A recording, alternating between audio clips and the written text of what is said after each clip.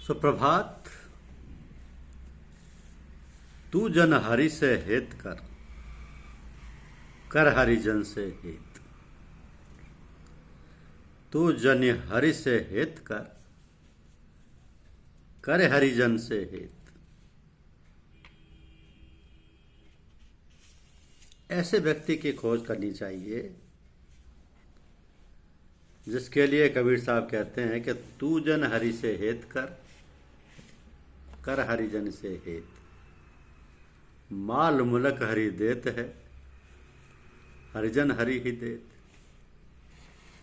परम पिता परमात्मा ने हमारी सुख सुविधा की सारी वस्तुएं उत्पन्न कर दी। मनुष्य को बाद में बनाया, पहले उसने आवश्यकता की हर वस्तु पैदा कर दी। ऐसा वो परम दयालु कृपालु है। सो उसके जो परम भक्त और ज्ञानी जन है, महात्मा संत सदगुरु हैं, उनका सत्संग करना चाहिए और उनके बतलाए हुए मार्ग पर चलना चाहिए। जो साधन ये बतला है उस पर श्रद्धापूर्वक अभ्यास करना चाहिए। जब साधक को सदगुरु मिल जाते हैं तब उसके सारे मोह और संताप, दुख और कष्ट मिट जाते हैं। उसके चित्त को शांति मिल जाती है और वह सारी दुविधाओं से रहित हो जाता है। तो उसे विलंब नहीं करना चाहिए और दत्त चित्त होकर साधन में जुड़ जाना चाहिए, क्योंकि शरीर तो नश्वर है, न जाने कब छूट जाए। तो जो साधक है उनको चाहिए कि सांसारिक कार्य में उतना ही लिप्त हों जितने में अपनी जीविका चलती रहे, बाल बच्चों सारे परिवार का भरण पोषण होता रहे। दूसरे लोगों को देखकर, धनी रईस और साहूकारों को देखकर धन दौलत इकट्ठे करने के चक्कर में उसे नहीं फंसना चाहिए। मालिक ने जो दे रखा है उसी में संतोष करके अपना और अपने परिवार का पालन पोषण करें, तभी भलाई है। दूसरों की देखा देखी करके अपने को सांसारिक बंधन में नहीं फंसाना चाहिए, वरना जितने फंस चुके हैं उससे निकलने का प्रयास करना चाहिए। संसार चक्र बहुत जटिल है, फंसते जाना सरल है किंतु निकलना कठिन है। तो सोच समझ कर अपने समय को व्यर्थ मत जाने दे। बीते ताही विसार दे, आगे की सुध ले। सोचते सोचते मनुष्य जब थक जाता है तब परिणाम यही निकलता है कि विधि का विधान होकर रहेगा। जो जैसा करेगा वो वैसा भरेगा। इसमें किसी को क्या दोष दिया जाए। संसार इसी का नाम है। यह सनातन से इसी प्रकार चलता आया, चलता रहेगा। संत महात्मा लोग देवी संपदा की रक्षा करते आए, करते रहेंगे। उनके संरक्षण और मार्गदर्शन में जो लोग चलेंगे वे सारी विभीषिकाओं से अछूते रहेंगे और उन्हें शांति और सफलता मिलती रहेगी। तो ये सब देखते, भालते, सोचते, समझते हर साधक का कर्तव्य है कि वह अपने कर्तव्य का धैर्य और दृढ़ता से पालन करता रहे और अपनी दृष्टि सदा अपने लक्ष्य पर रखे, ना इधर उधर देखे, ना ध्यान दे। संसार के सारे गुरु एक हैं और संसार के सारे शिष्य एक हैं। केवल देश, काल और वस्तु का अंतर है। सब एक और सबका एक ध्येय, एक लक्ष्य है। आध्यात्म मार्ग इति मार्ग नहीं है, नेति मार्ग है। तो कहीं भी ठहराव नहीं है।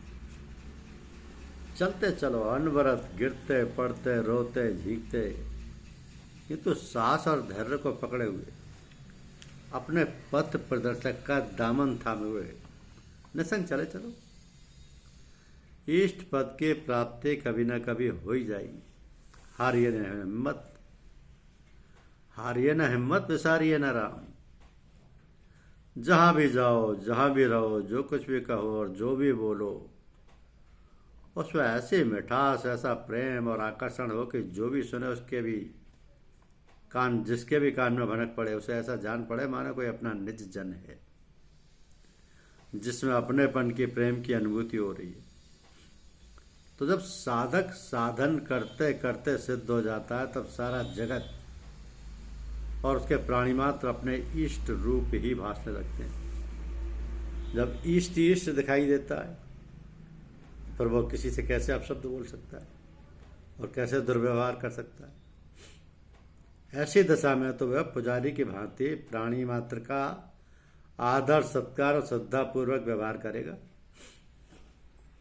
इसी प्रकार सभी साधक यदि ठीक प्रकार से साधना सच्चे मन से पूर्ण श्रद्धा विश्वास के साथ करें तो फिर इसका पूर्ण रूप में रूपांतर हो जाएगा। आचार विचार तो बदलेगा ही, सूरज शक्ल भी बदल जाती है, जिससे साधक और इष्ट की पहचान कठिन हो जाती है। अब विचार करना है कि इष्ट क्या है। इष्ट कहते हैं जो हमारी अभीप्सित वस्तु है, जिसको हम प्राप्त करना चाहते हैं, उसमें घुल मिल जाना चाहते हैं। तो इष्ट तो हमारा भगवान ही हो सकता है, कारण कि वह अजर अमर अविनाशी है, घटघटवासी है, उसी ने सारा संसार बनाया है और हम उसी के अंश मात्र हैं। तो जो अंश हैं वो अपने अंश यानी अंशी से मिलना चाहते हैं, अपने कुल यानी अंशी से मिलना चाहते हैं। बिना उससे मिले रह भी कैसे सकता है?